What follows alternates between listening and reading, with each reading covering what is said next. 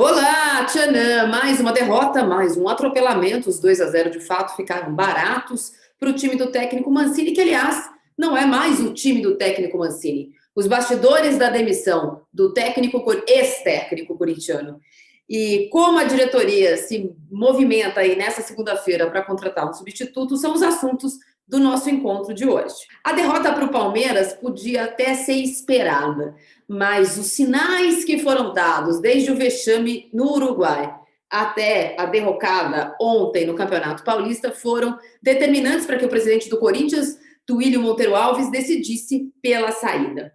Eu estive com o Duílio Monteiro Alves, você pode ler aqui no All Sport, também coloquei o link no meu blog, uma entrevista que eu fiz na terça-feira da semana passada, antes até das quartas de finais do Campeonato Paulista, quando eu perguntei se o professor Mancini estava prestigiado, se o trabalho era supimpa em 2021. Com muita delicadeza e até um pouco de ironia, eu posso dizer, se você não acompanhou, procure esse pedaço da entrevista, o Duílio disse que teria que ter um pouco de calma, que o Corinthians era assim mesmo, mas que se esperava que o trabalho não estava bom e sim se esperava mais. Ele foi taxativo neste pedaço. E o que o Corinthians esperava, pelo menos um pouco mais, é que o time fosse bem treinado. O que o conseguiu fazer o Mancini em 3 jogos da semana passada, então ele venceu a Inter de Limeira por 4-1 com o time titular, havia vencido o Novo Horizontino com o time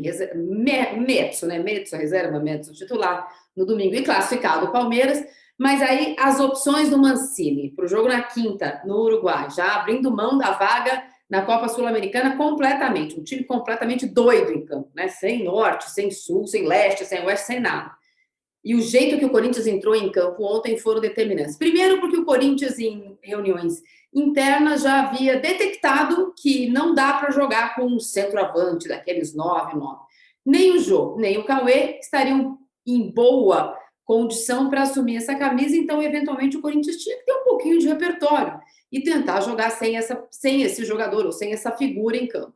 Quando o Corinthians tentou fazer isso ano passado contra o São Paulo no Campeonato Brasileiro, deu certo, pois o Mancini não fez isso nem na quinta e nem no domingo, desagradando principalmente um dos seus pares na diretoria de futebol. Quando sai a escalação e sai com Otero e Jô, já houve sobrancelhas franzidas na Neoquímica Arena, eu já até ali já comecei a apurar a informação. E aí o jogo foi muito claro, né? Com 10 minutos o Palmeiras faz 1-0 e não fez 2, não fez 3 no primeiro tempo, porque não fez, mas poderia ter feito. No segundo tempo, coisa aquela melhoradinha, até porque, né, professor Mancini? Mexe bem, quem escala mal, mas deu uma melhoradinha, mas óbvio, não o suficiente. O Palmeiras fez o jogo dele, cansado. O Palmeiras foi superior tecnicamente, taticamente, isso a gente já esperava. O Palmeiras é um time melhor. Mas o Palmeiras também foi superior fisicamente, e isso pegou muito. O time que ficou treinando de quarta até domingo, parecia que tinha jogado terça, quarta, quinta, sexta, sábado, domingo. O time cansado, sem ideias em campo. O Corinthians jogou mal demais no primeiro tempo e já no intervalo a figura do professor Mancini já não estava assim prestigiada, como diz no futebol. A saída dele foi mesmo decretada em 2 momentos. O presidente do Corinthians e o diretor de futebol tinham certeza de que o grupo estava com o Mancini. E aí você que assistiu a partida, ou que pôde ouvir no rádio, soube que o Ramiro entrou em atrito com ele durante o jogo, soube que o Gil entrou em atrito ali, aquela bate-boca normal no futebol, mas que começa a aparecer, e que o próprio Cássio teria sido mais veemente no bastidor ali, no vestiário, no intervalo do jogo. Então, o Mancini perdeu o grupo, já tinha perdido 2 dos seus principais defensores na direção do Corinthians, ainda que os votos mesmo determinantes foram de 2 pessoas. E aí, o Duílio já desceu do seu camarote para o vestiário, sabedor de que a situação do Mancini era irreversível, e demitiu. Alguns nomes agradam a diretoria do Corinthians, ainda que o bolso não cabe. Todo mundo sabe que o nome do Renato Gaúcho seria aceito por todo mundo. O Corinthians não tem essa grana. Acho até que pode tentar um galanteio, passar a mão no telefone, ver qual seria a ideia do professor Renato, mas acho muito pouco provável que essa negociação avance. 2 nomes mais fortes nesse momento, pela minha apuração, são de Antônio Carlos Zago, com quem o Corinthians já tinha conversado antes mesmo, logo depois da saída dele do Bragantino, ele foi para o Japão. Esse é um nome bastante forte.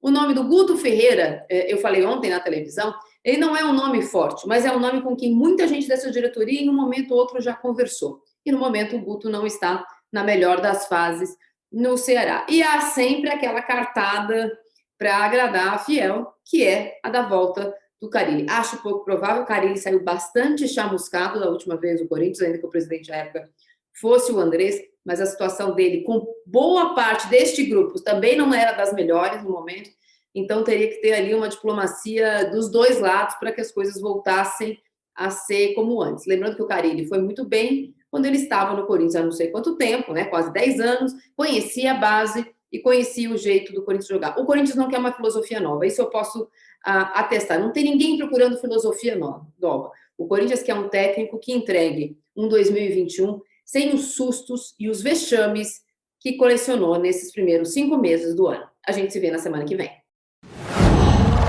Uau!